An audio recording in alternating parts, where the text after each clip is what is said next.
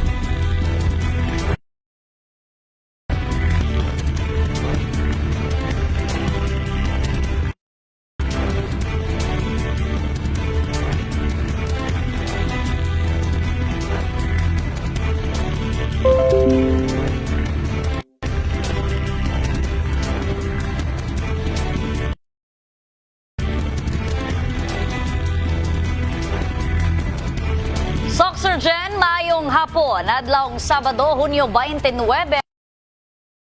Tuigdus live weekend din sa Brigada News Center. Ako ang inyong kabrigada nga maghatod sa inyong mga balita nga sakop sa Soxergen. Ug kini ang Ronda Brigada.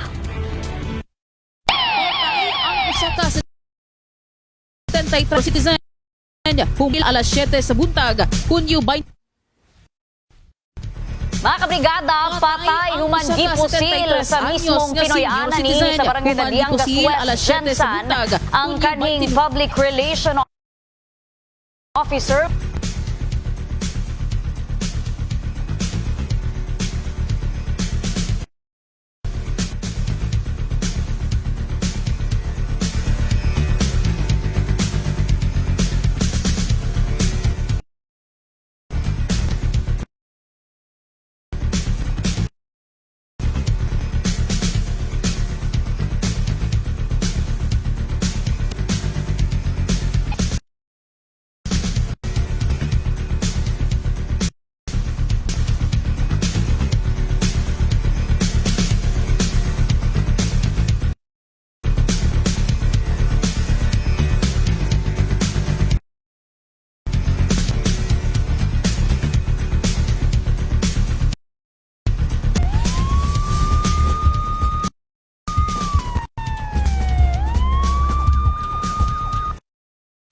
Pusil sa mismong Pinoy-ana niini sa Barangay Daliangas West, Jensan, ang kanhing public relation officer sa pipila ka mga prominenteng politiko ug kanhing empleyado sa LGU Jensan. Pamilya, hangyo ang hustisya sa kamatayon sa biktima. Ibrigada mo, Hernandez. Patay ang usa ka 73 anyos nga senior citizen human gipusil alas 7 sa buntag, Hunyo 24 sa Purok Santa Cruz, Barangay Daliangas West, Jensan. Gila ang pel maning malinaw nga residente sa maong lugar. Subay sa report nga samtang na sa mismong tugkaran sa ilang panimalay ang biktima, kalit nga niabot ang suspect ug dayong gipusil gamit ang kalibre sa armas. Na lang ang kakurat sa mga residente, human nakadungog og sunod-sunod nga butos. Mandiri, oo. May man siya, wala man siya problema. Lunuloy, good me sir, oy. Na ano good me. Kay, akurat good me ngayon, ani pagkahitabo ba. Wala kami usab ang mga kaila ni ini ug ang Miss Daliangas West tungod usa-usab siya sa mga nakasinati ug nakahimamat sa maong bisa mo'y usa-usab sa mga gakondena sa mga iladong personay sa Jensan nga iyang gituuhang nalambigit sa mga kahiwian. Sa pagkakaroon, dili na makan ang motibo. Ang akong pagkabalo ning tawhan na daghan na siya ginapay na kaso, mga dagkong tao. Like, may hinduman yung ganin, like akong son. si Mayor Congressman June Acharon. Karon gani kasamtangan si ata ang Vice Mayor sa kung pagkabalo. Si dito ninyo mga kapitan. Kung duman katong election ba lang sa last 2023 prior ni ana na kuan to ditong si North si Gunato. Napoy na urang nadunggan katong kay sa kapitan sa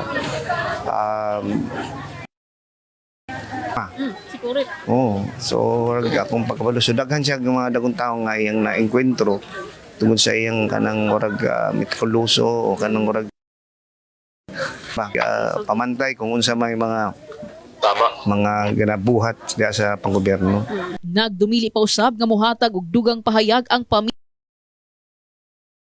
sa investigasyon kalabot sa maong krimen. Si Maning Malinaw ang usa sa mga sakop sa hugpong ng pagbabago Jensen chapter, kanhing empleyado sa gobyerno ug kanhing publisher sa community newspaper tuig 2012 ug nahimong public relations officer sa mga prominenteng local officials sa syudad. In the heart of changing lives, kini si MJ Fernandez, Brigada News.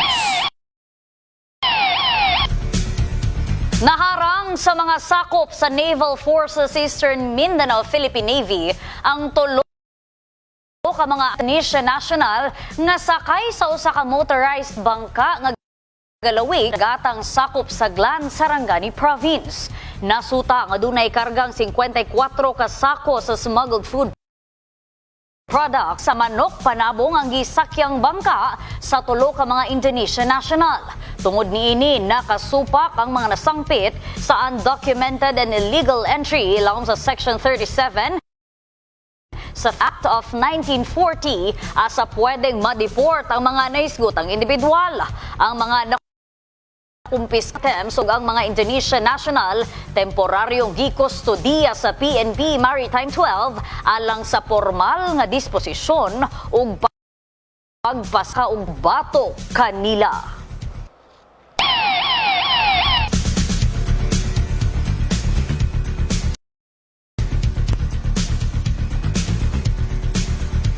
Yes, revolumenta nga dito magiging dunggo sa lugar nga dili sa tuang tugaran dili sa kay mayroon man na Jensen, pero most of the time dito gina sa karating na itong Sultan Kudarat, Sarangani. So ang ato dire na sa halos sa tindahan mao nga last time dili lang kay police station 2 tanan nga police station dire sa Jensen.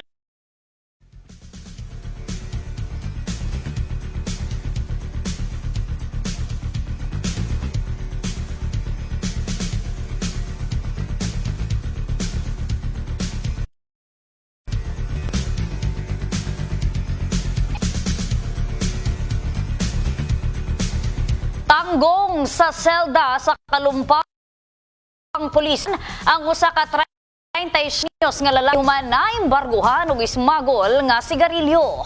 Sa record sa presinto alas 8:20 sa buntag, sikop nila ang wala gipanganlang lalaki sa Purok Greenville, Barangay Kalumpang ning syudad sa Jensen.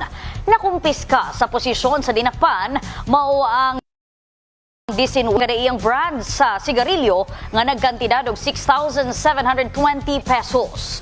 Mato di Police Colonel Nico Medes Olivar Jr. ang direktor sa Jensen City Police Office. Samtang nag-follow up sa gihimong investigasyon sa labing ulahing insidente sa Barangay Kalumpang, nakita sa kapulisan ang 37 anyos nga lalaking residente sa Purok Olarte, Barangay Labangal nga nalaogbag.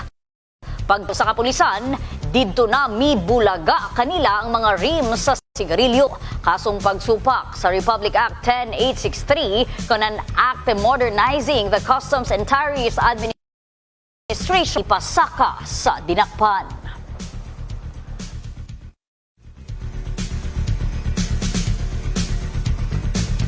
Gireklamo sa usa sa Purok 6 Barangay Tinagakan ning sa punuan sa lubi nga matud pa gihimong poste sa kuryente. Gipaabot na niini ang mulo sa buhatan sa Socoteco apan unong kabulan na ang nila matud pa'y aksyon ng iyang reklamo. Alang sa dugang detalye, Brigada C. Ginareklamo sa residenteng si Romeo Sarael ang paghimo sa punuan sa lobi og poste. Gipamahayag ni Sarael nga dugay na nilang gipaabot ang maong reklamo sa buhatan sa Socotecuto apan wala na aksyonan. Gihingos nga dili magselbe og delikado ang maong sitwasyon tungod nga matag karon og unya nga pangahulog ang palwa og bunga sa maong lubi. Paing Ako delikado kay gitap ngo nilang weather sa na live ko na. Muna nga walay poste. wala ikabit nyo na sa poste gyud. Dili dapat sa lumi. Hangyo na lang sa reklamante nga dili na pagdugayon pa ang paghatag og aksyon sa ilang problema aron nga mawala na ang ilang kabalaka. Ibalik niya sa posisyon sa poste. Mura man gihangon amo ba? Nya kapila na ko nagtawag sa ila ha. Nya wa man gyud ko panumbali nga. Sa bahin ko to, gipamahayag ni Joy Alura nga gipaabot na niini sa Maintenance Department ang maong problema aron nga maaksyonan. Og gipaklaro sa naisgutan nga wala na ba si Sarael. Yan, nagtuan nila. Kaya lang kay puro 6 man lang gud ang gibutang. So, itong krudo ko na kanang gitay din nagtawag tong 0912. Hindi ko makontak. So, ako bang ito sila particular kung asa nga lugar. In the heart of changing lives, kini si Brigada News.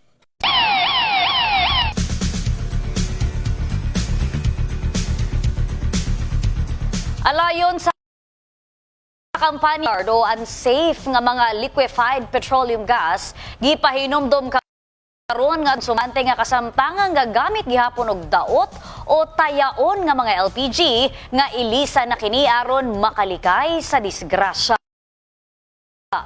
Jean Mantile.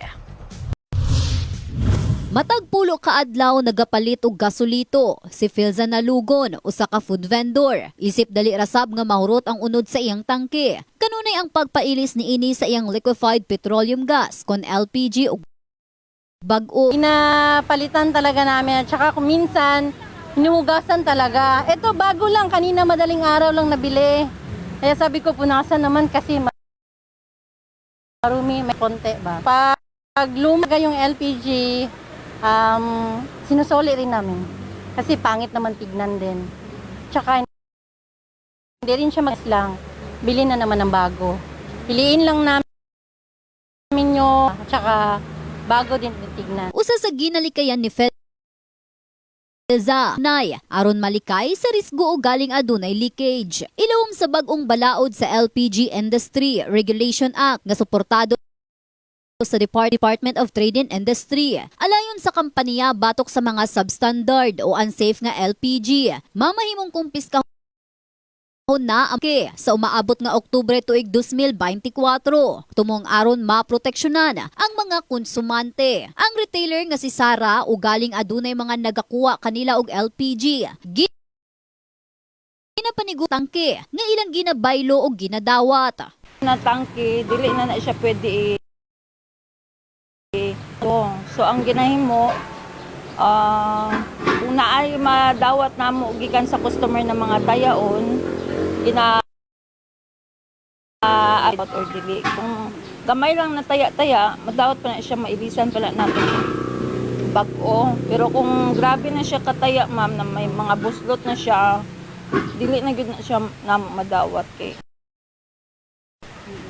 Maong huwag sa mga hingtungdan ang publiko nga kasamtangan gagamit gihapon og taji nga gikinahanglan na sumala kining ilisan sa ilang mga dealers nga walay dugang bayad. Gikinahanglan sumala pang paniguruhon ilang ginakuwang LPG adunay permanent marking, brand name ug limpyo nga itsura sa tangke. In the heart of changing lives, kini si Russell Mantile, Brigada News. Ginatudlo sa mga residente sa Purok 6 Barangay Tinagakan ang poultry farm sa ilang lugar nga maoy hinungdan sa pagdagsa sa mga langaw. Tag-iya sa poultry ginahangyo nga magkabana aron nga dili maapektuhan ang mga residente. Alang sa dugang detalye, ibrigada mo Dani Kasi.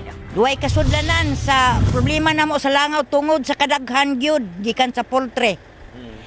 Unya oras nga tingkaon. Dili na lang mo ganahan mo kaon kaang lang daghana. Kini ang sentimento ni Susan sa ilang problema sa mga langaw nga ilang nasinatian sukad sa nakalabay nga semana. Sigun sa naisgutan nga wala na mo salar ang ilang pagsindi og kandila nga pangtabog sa langaw maong nagapakiluoy kini. Nga singa sa ilang problema. Dugang panilabyos nga nabala kausab sila sa mamahimong epekto sa mga langaw ngadto sa mga bata sa ilang lugar. Kung pwede lang unta ang tagya sa poultry, kung magpadayon man sila, ilapon ang limpyuhan, isprihan nila nga para sa langaw, para dili ma-effect. Sa bahin sa management sa poultry, nga Gensas Incorporated, giangkon sa operations manager niini nga wala nila naapas ang kalit nga pagdaghan sa mga langaw. Sigun ni Alan Ampig nga nag-spray sila alang sa peste, apan daling mawala tungod sa mga nasinatian nga pag-ulan. Samtang gipasalig hinuon niini sa mga residente nga gawa sa ilang mga ginahimo nga pag-spray, manghusab sila og kemikal nga makatabang sa mga naapektuhan. Sa karon ay bago ra mi minaguman na harvest, paningkamutan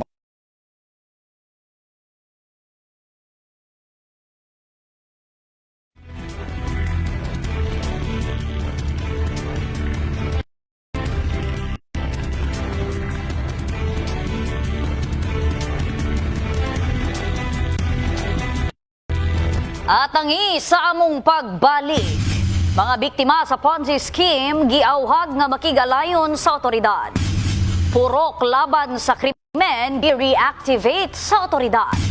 Ug sugyot nga libreng college entrance fee ngadto sa kabus nga estudyante balaod na karon.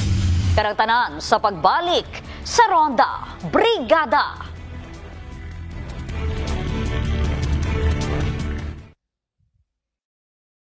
Bureau of Investigation Sarangani District Office sa publiko nga likayang mahimong biktima visiting firm kinidungan sa impormasyon sa subling paggatag sa investment scam. Kani mga nabiktima ni ini giauhag nga makigdad. Ibrigada mo Richelle Gubalani. Giangko ni Rigner labaw sa National Bureau of Investigation Sarangani District Office o NBI Sardo nga naabot na kanila kalabot sa subling pagkatag sa Jensen ug Sarangani sa nagkadaiyang investment scam. We always lot of groups na act like CAPA, no, or replicating what a CAPA has done before. All right.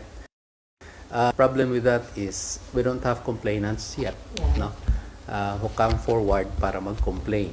Naglaom si Pinesa nga dili magdugay daghan na ang mudangop kanila nga pakyas ang usa ka unauthorized investment solicitation nga ihatag sa investor ang ilang mga payout sa mga investment scam o Ponzi scheme nga naa sa Sargent ang nasa 30 hangtod 40%. For now, kung may naririnig kami na may mga ganyan at saka nakakatanggap pa siguro sila ng payout. So, magagalit sa iyo yan kapag ginalaw, hindi sa ginalaw, kundi magagalit sa iyo yung mga tao kapag niyaya mo silang mag-file ng complaint kasi for now, hindi pa sila nadadamage. No?